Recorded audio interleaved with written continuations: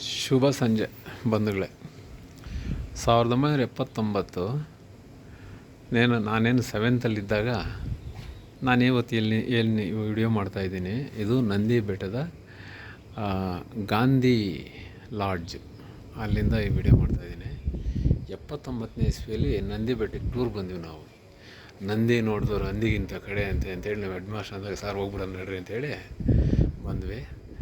ಆಮೇಲೆ 90ರಲ್ಲಿ ಚಿಕ್ಕಬಳ್ಳಾಪುರದಲ್ಲಿ ಸಿಪೇಟ್ ಮಾಡುವಾಗ ತಿಂಗಳಿಗೊಮ್ಮೆ ಇಲ್ಲಿಗೆ ಬರ್ತಾಯಿದ್ದೆ ನಾನು, ದಳಸೂರು ಕೃಷ್ಣಪ್ಪ, ತಿಪ್ಪಣ್ಣ ಎಲ್ಲ ಆ ಥರ. ಸೊ 90ರ ನಂತರ ಅಂದರೆ ಸರಿಸುಮಾರು 36 ವರ್ಷಗಳ ನಂತರ ಈ ನಂದಿ ಬೆಟ್ಟಕ್ಕೆ ಬರೋಂಥ ಅವಕಾಶ ನಮ್ಮ ಚಿಕ್ಕಬಳ್ಳಾಪುರ ಜಿಲ್ಲೆಯ ಕನ್ನಡ ಮತ್ತು ಸಂಸ್ಕೃತಿ ಇಲಾಖೆಯ ಸಹಾಯಕ ನಿರ್ದೇಶಕರಾದ ರವಿಚಂದ್ರರವರು ನಮ್ಮನ್ನು ಇಲ್ಲಿ ಕರೆಸ್ಕೊಂಡಿದ್ದಾರೆ. ಕಾರಣ ಏನಿವತ್ತು 19, ನಾಳೆ 20ನೇ ತಾರೀಕು ಕನ್ನಡ ಮತ್ತು ಸಂಸ್ಕೃತಿ ಇಲಾಖೆ ಚಿಕ್ಕಬಳ್ಳಾಪುರ ಜಿಲ್ಲೆ ವತಿಯಿಂದ ಇಲ್ಲೊಂದು ಸನ್ಮಾನ ಮತ್ತು ಸಾಂಸ್ಕೃತಿಕ ಕಾರ್ಯಕ್ರಮ ಬೆಟ್ಟದ ಮೇಲೆ ನಡೀತಾ ಇದೆಯಂತೆ, ಜನಪದ ಕಾರ್ಯಕ್ರಮ ಮೋಸ್ಟ್ಲಿ. ಸೊ ಹಂಗಾಗಿ ಇಲ್ಲಿ ಬರ್ತಕ್ಕಂಥ ಉನ್ನತಾಧಿಕಾರಿಗಳಿಗೆ ಬೆಳಿಗ್ಗೆ ಒಂದು ಫಿಟ್ನೆಸ್ ಸೆಷನ್ ಕೋಚಪ್ ಮಾಡಬೇಕು ಅಂತೇಳಿ ಕರೆಸ್ಕೊಂಡಿದ್ದಾರೆ. ಸೊ ಒಳ್ಳೆ ವಾಸ್ತವ್ಯ. ಸೊ ಹಾಗೆಯೇ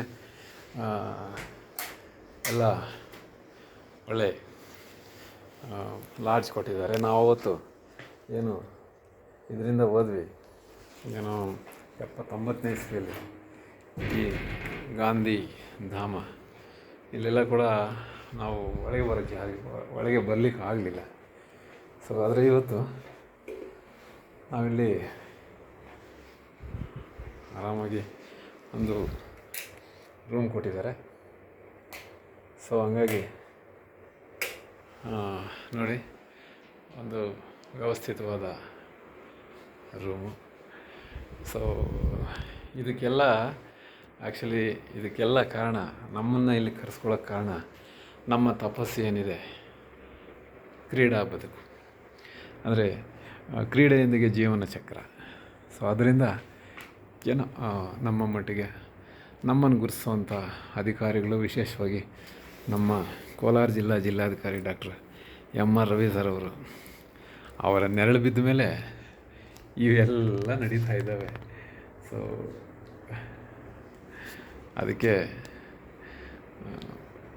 ಸಂತೋಷಪಟ್ಟಿದ್ದು ಇದೆ ನಮ್ಮ ರವಿ ಸರ್ ಅವರ ರಹದಾರಿಯಲ್ಲಿ ಅಂತೇಳಿ ಹೇಳಲಿಕ್ಕೆ ಇಷ್ಟಪಡ್ತೀನಿ.